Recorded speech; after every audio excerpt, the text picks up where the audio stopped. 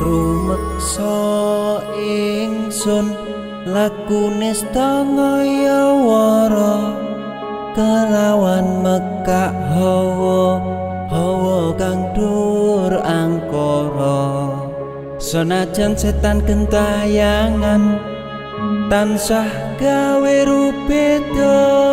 hingga pupusing jaman hametek ingsun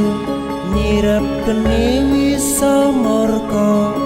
maperhardaning panca saben ules sing netra